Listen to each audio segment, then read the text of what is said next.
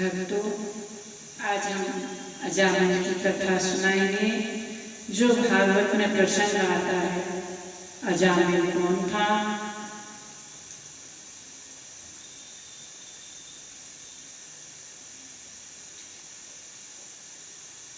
सुखदेव जी राजा परीक्षित को अजामिल की कथा सुना रहे हैं।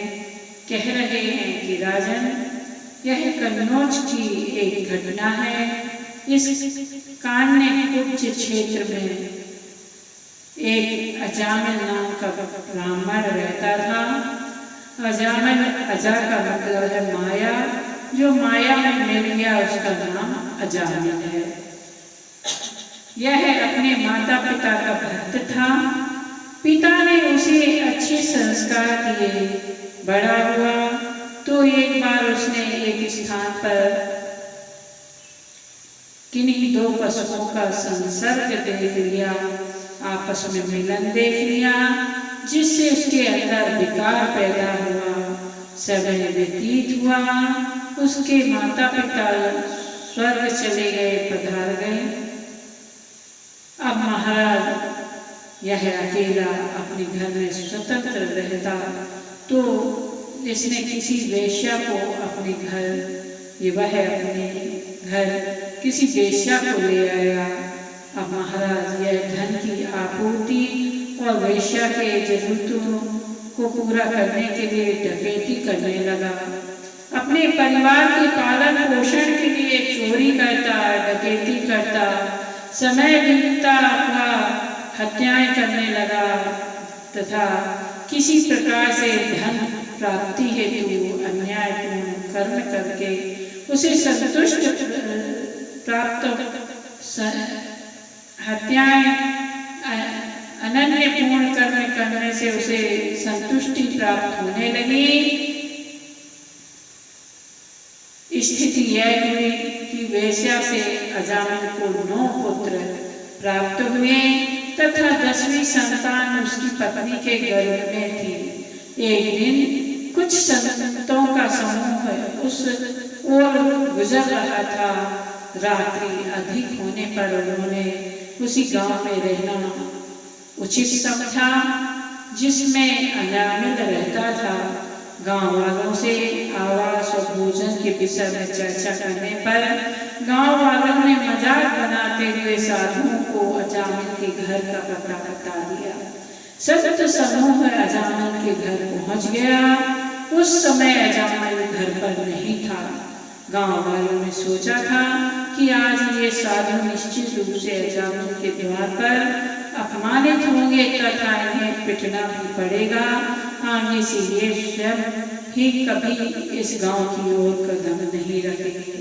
संत मंडली ने उसके द्वार पर जाकर राम नाम का उच्चारण किया। घर में से उसकी वही वेश्या गौरिका पत्नी बाहर आई और साधु से बोली, आप शीघ्र भोजन सामग्री लेकर यहाँ से निकल जाएं, अन्यथा कुछ ही क्षणों में अजामिल मेरे पति आ जाएंगे और आप लोगों को परेशानी हो जाएगी। उसकी बात सुनकर समस्त साधुगण भोजन की सामग्री लेकर उसके घर से थोड़ी ही दूर पर एक वृक्ष के नीचे भोजन बनाने का उपक्रम करने लगी, व्यवस्था करने लगी। भोजन बना, भोग लगा और संतों ने जब पा लिया तब विचार किया कि यह भोजन किसी संस्कारी ब्राह्मण को लोकपन्न की करता है, किंतु समय के प्रभाव से यह कुसंस्कारी हो गया है। सभी संत पुनः फिर से अजामिल के घर पहुंचे। उन्होंने बाहर से आवाज लगाई। अजामिल की स्त्री बाहर आई। संतों ने कहा, बहन, हम तुमसे एक बात कहने आए हैं। स्त्री ने बताने के लिए कहा कि कहिए महात्मा, क्या कहना है। संतों ने कहा, तुम्हारे यहाँ जन्म लेने वाले शिशु का नाम नारायण रखना। संत गणों के ऐसा कहने पर अजामिल की स्त्री ने उन्हें ऐसा ही करने का वचन दिया। अजामिल की स्त्री ने 10वीं संतान के रूप में एक पुत्र को भी जन्म दिया और उसका नाम नारायण रख दिया। नारायण सभी का प्रिय था। अब अजामिल स्त्री और अपने पुत्र के मोह जाल में लिपट गया। कुछ समय बाद उसका अंत समय भी नजदीक आ गया। अति भयानक यमदूत उसे दिखलाई पड़े। भय मोह बस अजामिल अत्यंत व्याकुल हुआ। अजामिल ने दुखी होकर अपने पुत्र नारायण को पुकारा। इस प्रकार भगवान का नाम सुनते ही विष्णु पार्षद उसी समय उसी स्थान पर प्रकट हो गए। अजामिल डर के कारण कह रहा है यमदूतों को कि नारायण नारायण नारायण। उस समय यमराज के दूत दासी पति अजामिल के शरीर में से उसके प्राण हट रहे थे। तब भगवान विष्णु के दूतों ने उन्हें बलपूर्वक रोक दिया। उनके रोकने पर यमदूतों ने कहा, आप लोग कौन हैं? हमें तो कोई देवता प्रतीत होते हैं, पर आप धर्म का और हमारे महाराज यम की आज्ञा का उल्लंघन कर रहे हो। तब भगवान के पार्षदों ने कहा, यमदूतों, तुम धर्मराज के आज्ञाकारी दूत हो, तो हमें धर्म का लक्षण और धर्म का तत्व बताओ। व्रत धर्मस्य नस्तत्वम यच्च धर्मस्य लक्षणम। दूतों ने कहा, देखो भाई, और तो हम कुछ नहीं जानते, बस हम धर्मराज की आज्ञा को ही धर्म मानते हैं। इसने अपने जीवन में बहुत पाप किए, इसलिए इसके जीवन की समाप्ति के बाद हम इसे लेने आए हैं। तब पार्षद ने कहा, तो इतना और जान लो, जिसने अंत समय में भगवान नारायण का नाम ले लिया, समझो उसी समय उसके जीवन के सारे पाप समाप्त हो गए। इसलिए इसने भी अंत समय में उच्च स्वर में भगवान का नाम स्मरण किया। क्या किया? नारायण नारायण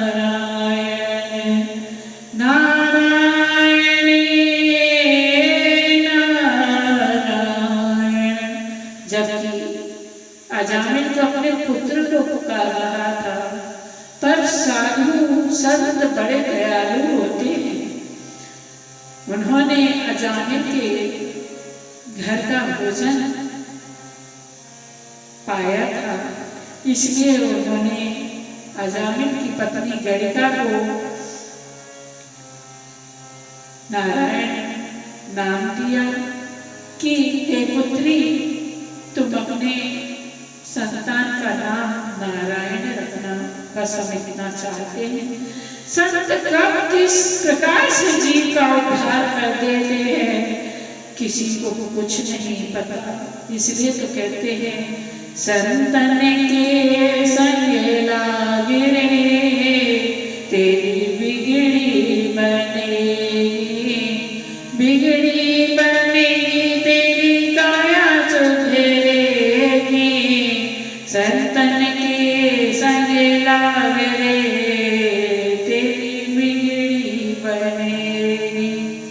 सत्संगति की अद्भुत महिमा, सत्संगति की अद्भुत महिमा, कौआ से हो जाए तेरी बिगड़ी बनेगी।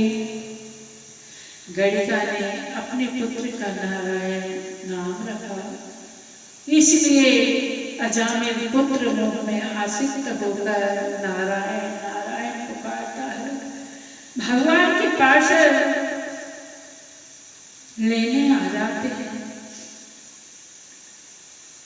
उसी समय उसके जीवन के सारे पाप समाप्त हो जाते हैं।